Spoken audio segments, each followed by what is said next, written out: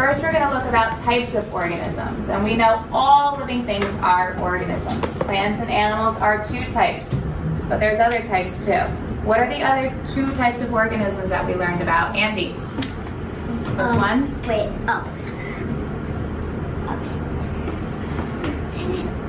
You got this. fungus, Fungus. What's more than one fungus called?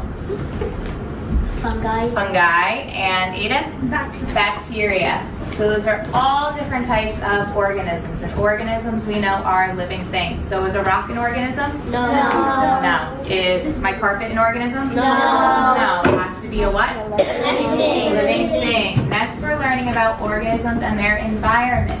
An organism's environment is all the living and non-living things that surround it. An organism must meet its needs in its environment to survive. Many organisms cannot survive in different environments. So there we read about how organisms mean living things and non-living things. What's an example of a non-living thing that an organism might need to survive? Kevin? They might.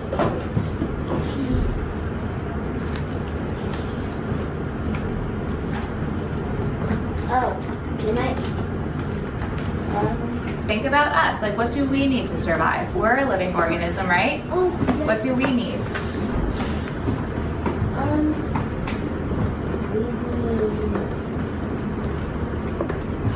Shelter. Shelter, right? And what's our shelter? Anything that's a building. A building, right? But is this snake going to move into an apartment building in the desert? No. So who raise your hand and tell me, what kind of non-living shelter could this snake live in? Connor?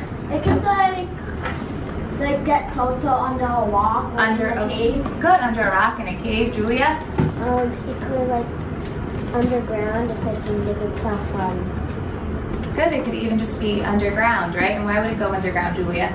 so it stays cool. So it could stay cool. What I'm going to do today, I'm going to set you off in groups, and then we are going to go over our habitats and what organism you're going to pick and how you're going to tell me the clues so you could try to trick me to guess the organism that you're talking about. So wait, this is basically like we did there, right? It's very similar to there. Yeah? We good? Thumbs up if we understand what we're doing. Sideways, I kind of get it. Down, I don't know what I'm doing. Let me see. What we're going to do today is choose one of our environments that we talked about. So we talked about the temperate forest, right? And what did we say is special about the temperate forest? It has different seasons. It has different seasons. Good. We also talked about tropical rainforest. What do we know about the tropical rainforest? It rains a lot there. It rains a lot and it's very hot there. We also learned about the hot desert. What do you know about the desert? Extremely hot, no water, it's dry. And you can kind of see that in the picture, right? Like look at the tropical rainforest. Beautiful and green, right? And this is Beautiful and orange. beautiful and orange, exactly. That's awful to you. Okay, well, the last one is the coral reef. And the coral reef is where? And the bottom of the sea? Good, in the ocean, right? And so colorful. Well, it's at the bottom of the ocean wherever the bottom is, right? It's not at the top. But everything looks so colorful. It does look colorful and pretty. So what you guys are going to do is choose one of these environments and then you're going to draw it in this box. But how come there's 5 of us, but there's only 4 of them?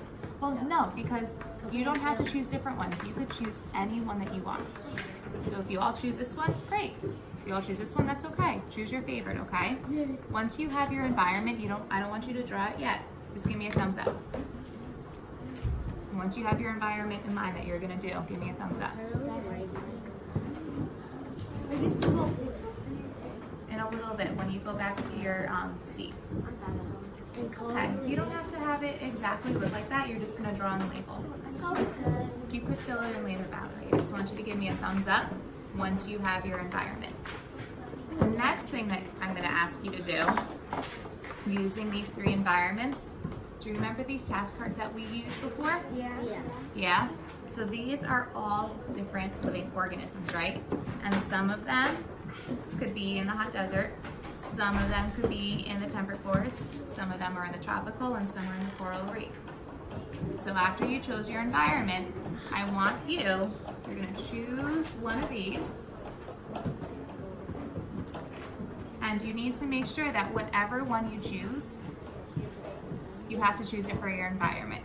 For example, I am going to say choose the sea star. Would a sea star live in the tropical rainforest? No. No. Would a sea star live in the temperate forest? No. No. Would a sea star live in the hot desert? No. No. A sea star would live in the coral reef, right? But when I say it, when I choose my organism, I'm not going to tell anyone because on the bottom you have clues.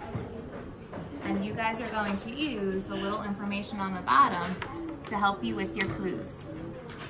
So what we are going to do today is choose one of the 4 environments that we have talked about. We talked about a hot desert. We talked about coral reefs, about the tropical rainforest, and about the temperate rainforest. You good? Okay. So these are the 4 environments we talked about. What I want you to do, when you go back to your seat, you're going to choose one of these environments, and you're going to draw a picture of it in this box right here. Everyone see the box? Yes? Yeah, but when you draw the animal in it, You're drawing the environment itself. Okay? When you draw the environment, you could label it. So if you were drawing the tropical rainforest, you could label like trees. You could label maybe vines, anything else that you could see in a tropical rainforest. Once you chose your environment, you're going to use everything that we talked about, all that knowledge up there. Remember we did the investigation where we sorted animals.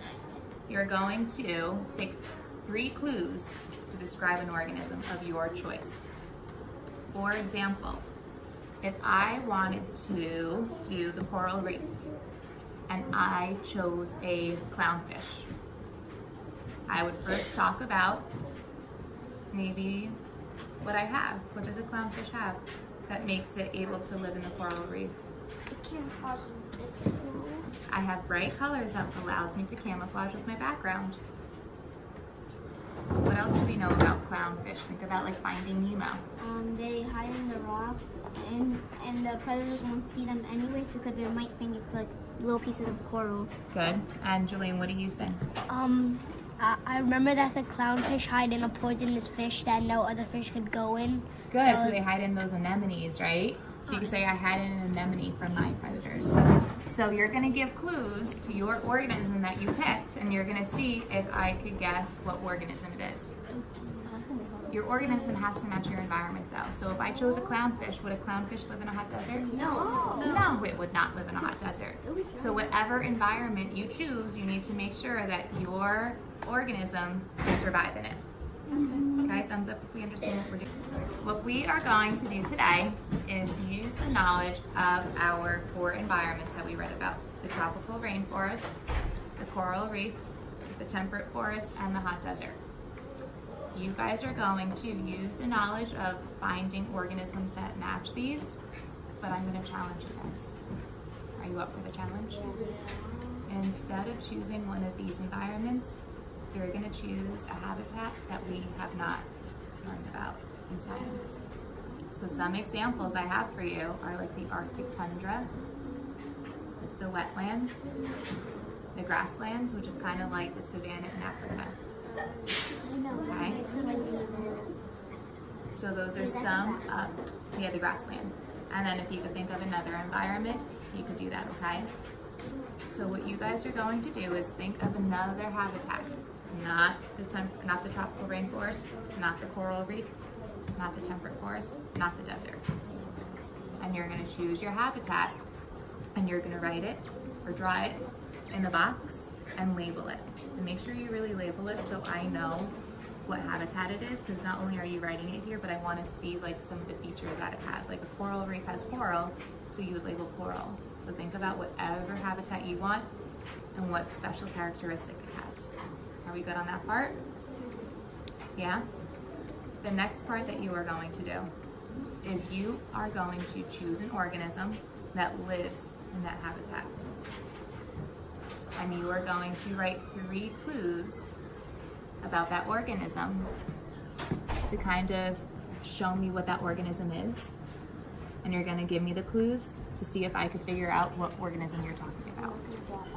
You're not going to draw the organism in the picture, it's just the habitat. You're just writing the clues about the organism. Okay?